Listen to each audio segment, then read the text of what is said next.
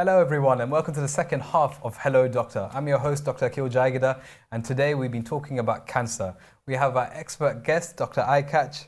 The first half we spoke so much about cancer, and honestly a lot of these questions I couldn't even get through because you were just answering them naturally, and your explanations, I must say, is brilliant because the way you just go into such a complex condition and you've broken it down to such simple terms, it's praiseworthy. Thank you. Dr. Aikash, I want to know a bit more about you because part of this show is also about empowering the next generation, is making sure that the next generation can aspire to great heights, be it academically or sometimes maybe not academically, but as doctors, we want to make sure as many people get into this profession as possible. Yeah. Were you always hoping to be a doctor, or what's your story? So I have to say this because obviously our community watching this is mostly Asian people, I would assume. Yeah. So a lot of the children and teenagers can sort of resonate with what I'm going to say. And you know, when you're growing up, you don't really have much choice in what you wish to apply for at university. Yeah. And while I would 100% encourage someone to go into the career of medicine if they want to, at the same time, I wouldn't necessarily force someone to go into it, especially, for example, me being the first doctor of my family, as well as coming from a working class background. You know, there are many challenges within the field that no one in my family could have prepared me for or even knew existed, and therefore I went in, and you know, it was a rough journey in that way, so to speak. So I would say to anyone that wants to go into the field of medicine, get your work experience early, see what it's like on the grassroots level of what a doctor actually has to do, and see whether it is for you or not. If you make an informed decision, with the key word being informed, about whether this is for you or not, you're not wrong in making that decision either way. Yeah. However, I love medicine. I really enjoy it. It's why I'm still in the profession, 8 years on after graduating from medical school. Has it been 8 years? 8 years, yeah. Oh goodness me. It's time flies. So myself and Dr. Aikash, we actually went to the same medical school. He was my senior. I know him very well in that capacity.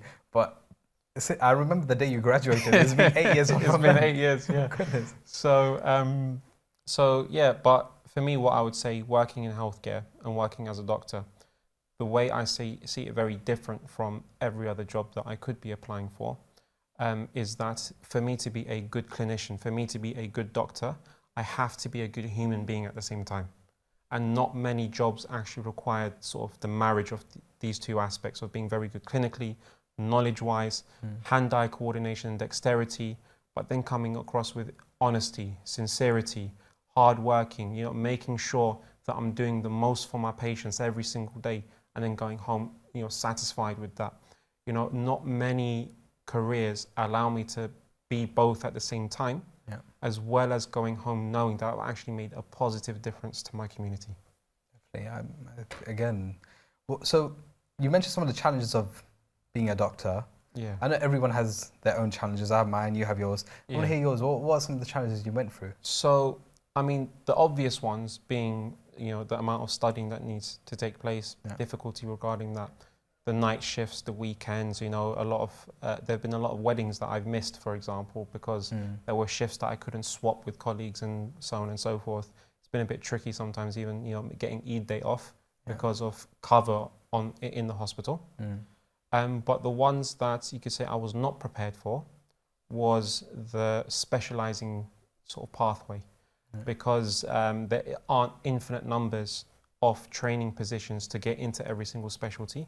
That is very limited, and as a result of competition, you could say, then you know, you have to think about the ability to travel for your job.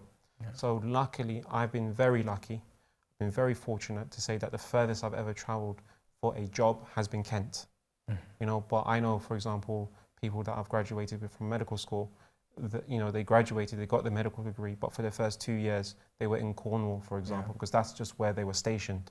And, you know, if you want to think about something such as neurosurgery, which is operating on the brain, or cardiothoracics, you know, the heart and the lungs, there are very few centers in this country that actually train people for this. And so you have to be willing to travel to get those skill sets.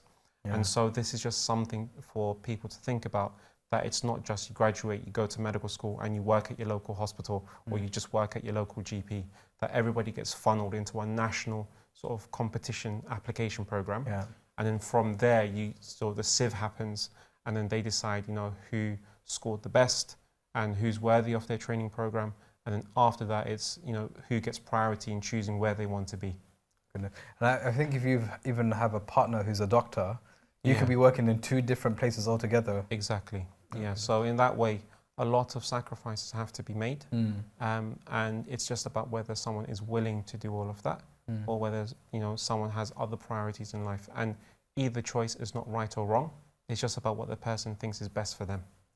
I heard this very funny story. It's a true story because the person who was experiencing it told me. So he's a doctor, his wife's a doctor. He was on day shifts, she was on night shifts. The next week he was on night shifts and she was on day shifts. They lived under the same roof, but they didn't see each other for 2 weeks. It happens. I thought this is crazy. Yeah, it happens. But every profession needs people that are dedicated to it.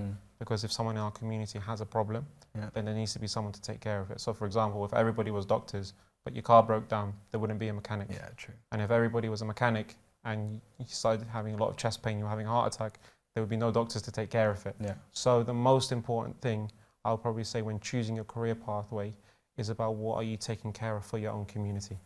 What is there a shortage of? And where do you feel that you can make the most impact with the skills that you have?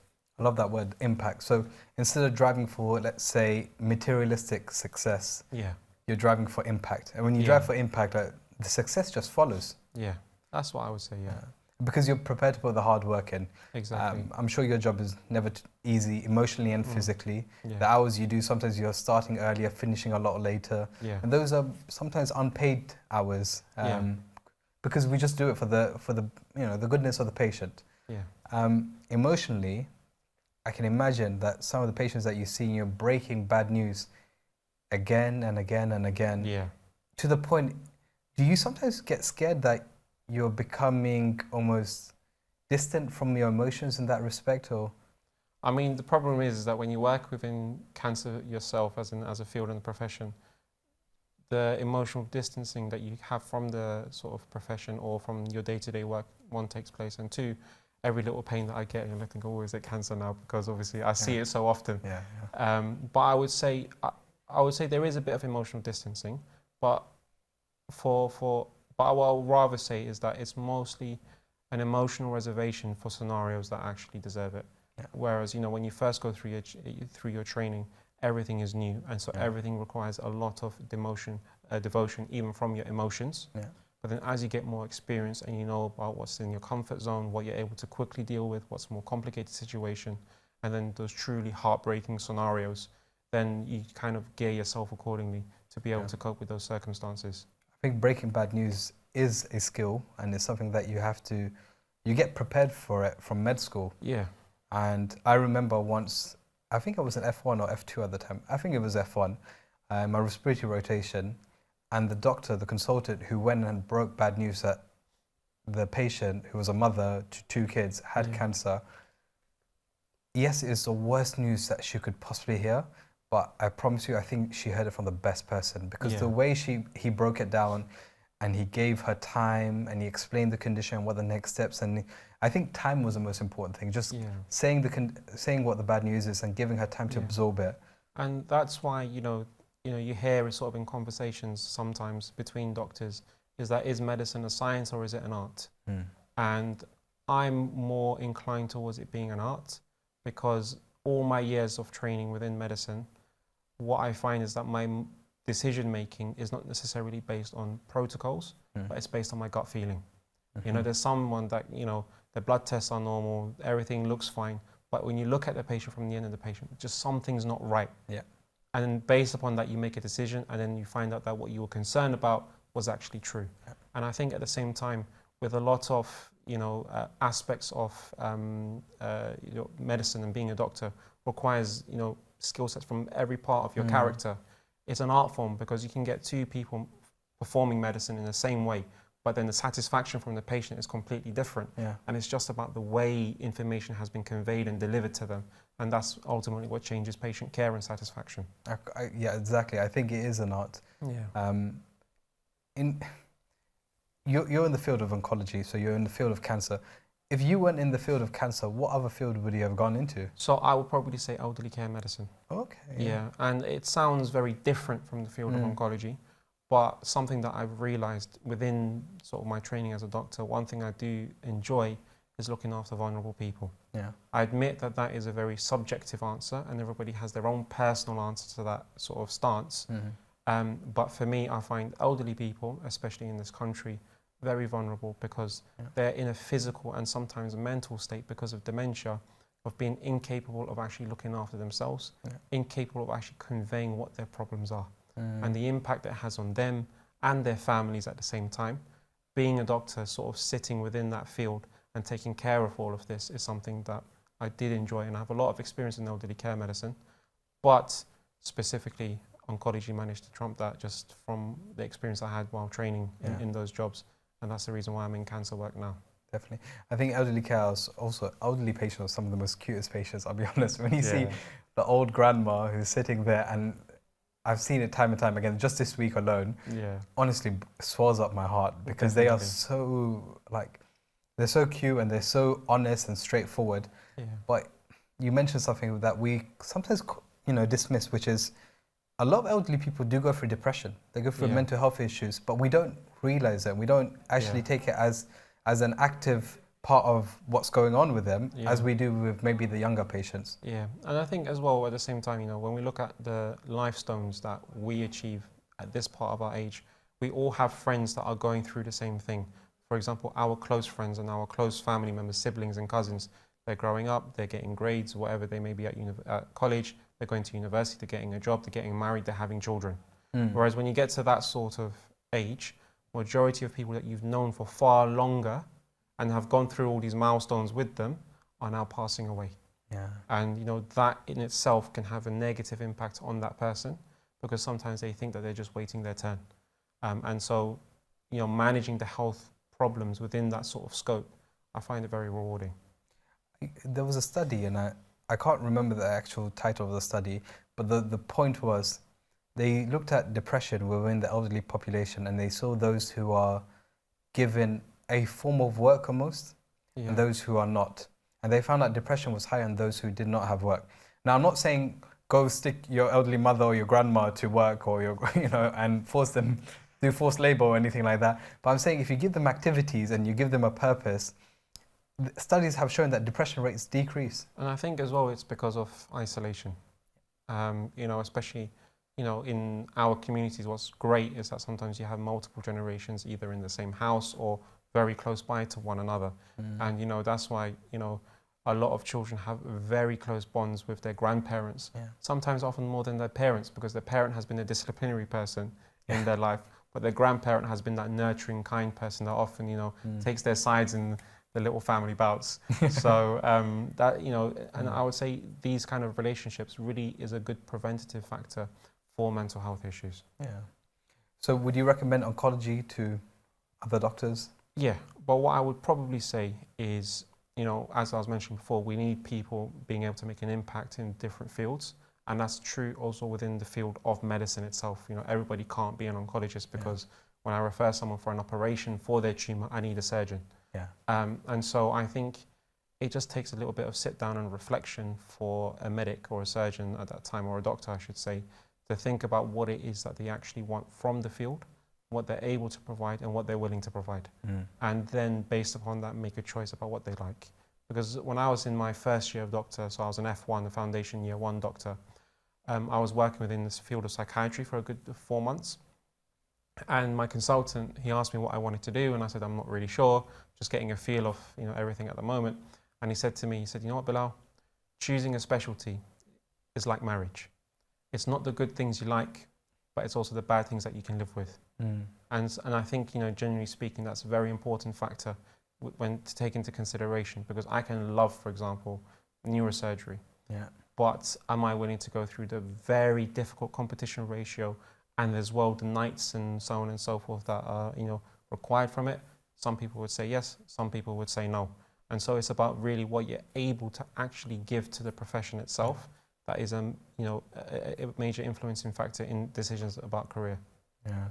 I think, do you remember in medical school, when we were learning about a condition and we thought we possibly had that condition. I think it's called medical student syndrome. Yeah. Right? Do you have that now being a cancer doctor? Do you think? I mean, to be honest, it's made me want to have a good relationship with my GP. Reason being is because actually if I'm getting sort of repeated blood tests done sort of every 6 months to a year, they actually see my face, for example. It makes it a lot easier for me to say, I've got this problem, what do you think is going on? Whereas, you know, someone who's not being able to have contact with a GP to keep on top of their health, you know, it becomes a lot harder to plug them into the system sometimes. Yeah. So, you know, what I would really, you know, encourage is, you know, if you're the age of 40 and above, you know, start thinking about your blood pressure, start thinking about cholesterol, and just engaging with your GP as a whole, so that whenever you do have symptoms that you're worried about, you're kind of already in the system with the GP to actually follow this up properly. Definitely. I think GP basically was a family doctor. It was the family doctor who would come in and they would know pretty much all the family dynamics. They'll know about you, your health. And so when they said, and you touched on this, which is such an important point, you mentioned gut feeling, but it was more experience, I would say when a patient comes in, everything's normal, but something just does not look right.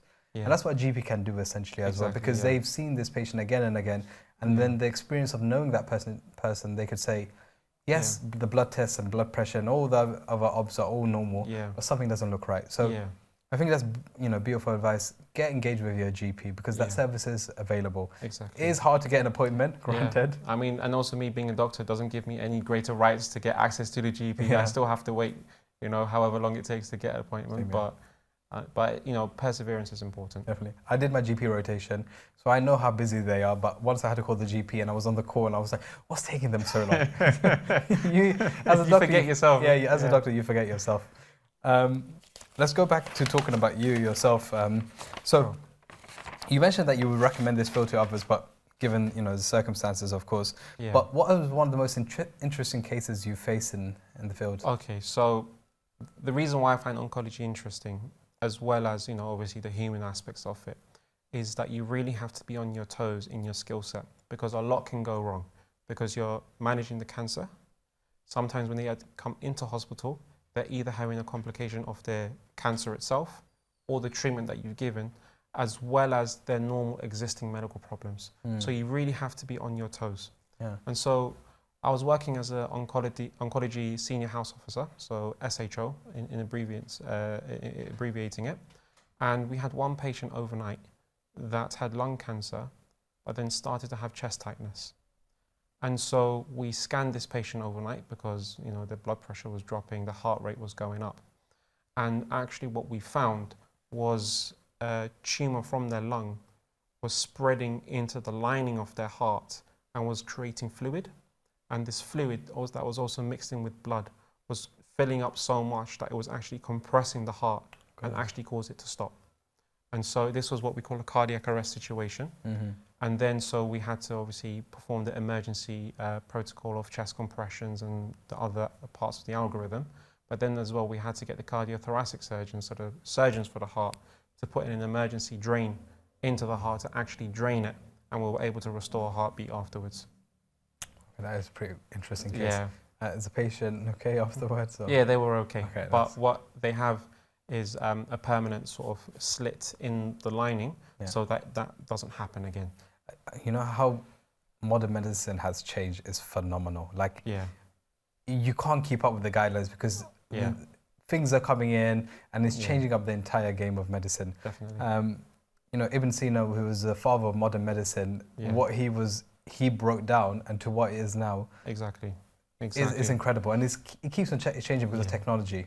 Yeah, and you know, in that light, you know, we don't necessarily experience it from day to day in terms of our work, but medicine is a heritage from the people that have lived and worked before us, and we've inherited their knowledge.